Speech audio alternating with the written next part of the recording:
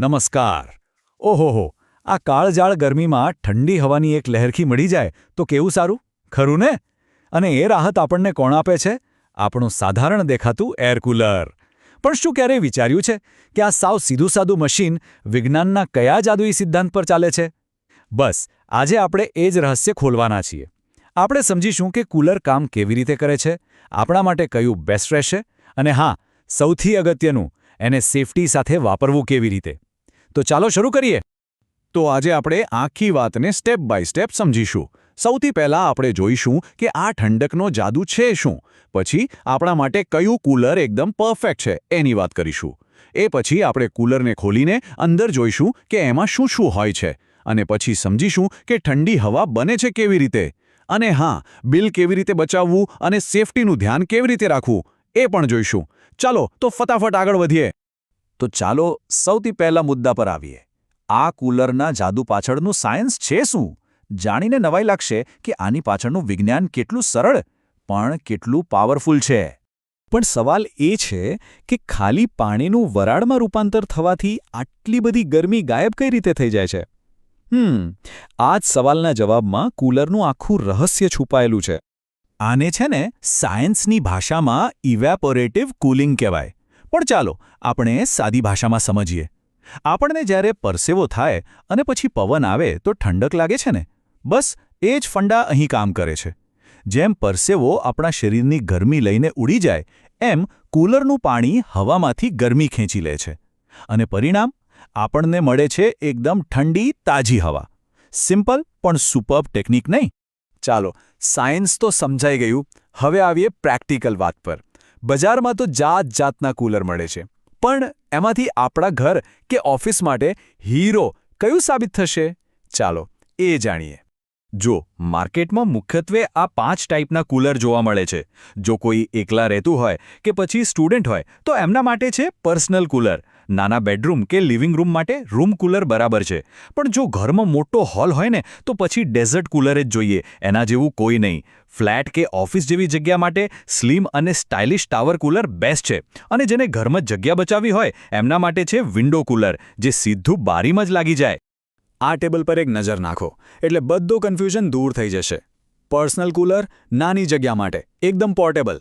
પછી આવે છે ટાવર કૂલર, જે જગ્યા ઓછી રોકે છે એટલે આધુનિક ઘરો માટે બેસ્ટ. અને છેલ્લે ડેઝર્ટ કૂલર, મોટા રૂમ માટે, કારણ કે એનું કામ છે મેક્સિમમ કૂલિંગ આપવાનું.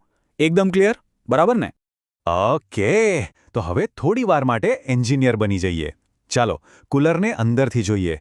એવા તો કયા પાર્ટ્સ છે જે ભેગા મળીને આ ઠંડકનો જાદુ કરે છે?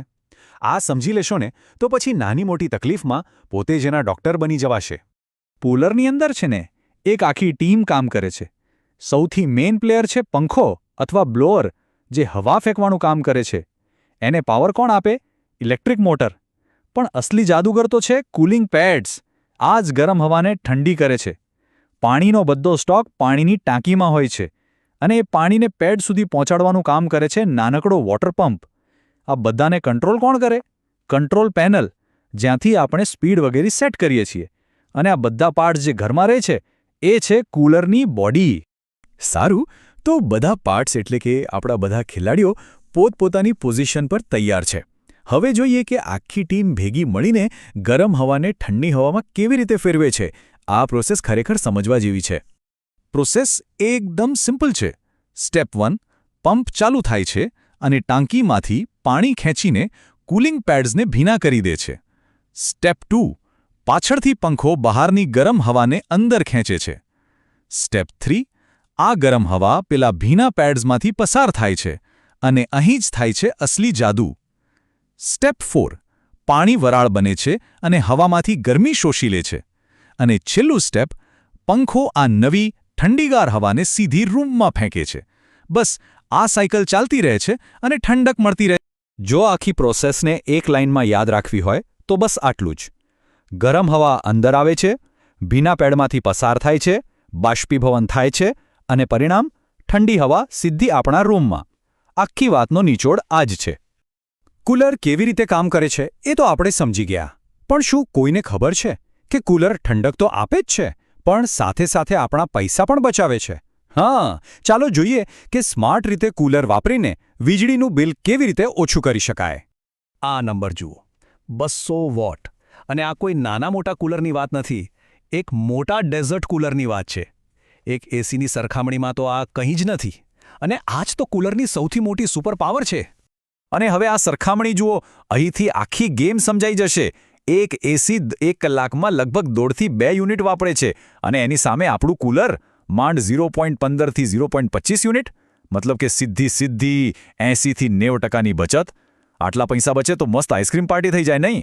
અને જો આ બચતને હજી પણ વધારવી હોય તો બસ આ થોડી સ્માર્ટ ટિપ્સ યાદ રાખો. પહેલું, રૂમના સાઇઝ પ્રમાણેનું જ કૂલર લો. બીજું, વેન્ટિલેશન માટે બારી કે દરવાજો થોડો ખુલ્લો રાખો. ત્રીજું, કૂલિંગ પેડ્સ એકદમ સાફ અને ભીના રહે એનું ધ્યાન રાખો. જ્યારે બહુ ઠંડક ન જોઈતી હોય ત્યારે પંપ બંધ કરી દો. અને હા, time to time any service કરાવતા રહો. આ નાની વાતો બિલમાં મોટો ફરક પાડી શકે છે. ઓકે, તો આપણે ઠંડકની વાત કરી, બચતની વાત કરી, પણ હવે આવે છે સૌથી અગત્યનો મુદ્દો: સેફટી, આપણા પરિવારની સુરક્ષા. યાદ રાખજો, કૂલરમાં પાણી અને વીજળી બંને સાથે હોય છે, એટલે અહીં સાવધાની હટી તો દુર્ઘટના ઘટી એ વાત બરાબર લાગુ પડે છે. તો ચાલો સેફટીના ગોલ્ડન રૂલ્સ જોઈ લઈએ. પહેલું, ઇલેક્ટ્રિકલ સેફટી. જ્યારે પણ કૂલર સાફ કરો કે કોઈ રિપેરિંગ કરો, હંમેશા પ્લગ કાઢી નાખો અને અર્થિંગ બરાબર છે કે નહીં એ ચેક કરી લો. બીજું, પાણીનું ધ્યાન રાખો, મોટર કે સ્વિચ પર પાણી ના પડવું જોઈએ. ત્રીજું, મિકેનિકલ સેફટી. પંખાની જાળી ક્યારેય ના કાઢો અને ચાલુ પંખામાં કંઈ પણ નાખવાની કોશિશ તો બિલકુલ નહીં. અને છેલ્લે, સામાન્ય સાવધાની. બાળકોને કૂલરથી દૂર રાખો અને કૂલરને હંમેશા સીધી સપાટ જગ્યા પર જ મૂકો. આટલું ધ્યાન રાખવું ખૂબ જરૂરી છે. કૂલર લાંબો સમય ચાલે અને બરાબર કામ કરતું રહે એના માટે એનું રેગ્યુલર હેલ્થ ચેકઅપ જરૂરી છે. આ એક સિમ્પલ શેડ્યુલ છે. દર 7 થી 10 દિવસે પાણીની ટાંકી સાફ કરી નાખો. દર 15 થી 30 દિવસે કૂલિંગ પેડ્સ ચેક કરી લો. દર મહિને એકવાર વોટર પંપ પર નજર નાખી લો. અને દર 3-4 મહિને વાયરિંગ ચેક કરાવી લો. આ નાનકડી કાળજીથી કૂલર વર્ષો સુધી સાથ આપશે, એ પણ સેફટી સાથે. તો આ બધી વાત પછી અંતમાં એક વિચાર આવે છે. આજે જ્યારે આપણે સૌ સસ્ટેનેબલ એટલે કે પર્યાવરણને અનુકૂળ ઉપાયો શોધી રહ્યા છીએ, ત્યારે શું એર કૂલર જેવી 19મી સદીની આટલી સાદી ટેકનોલોજી આપણી ભવિષ્યની ઠંડકની જરૂરિયાતોની ચાવી બની શકે છે? આ સવાલ પર વિચારવા જેવું ખરું?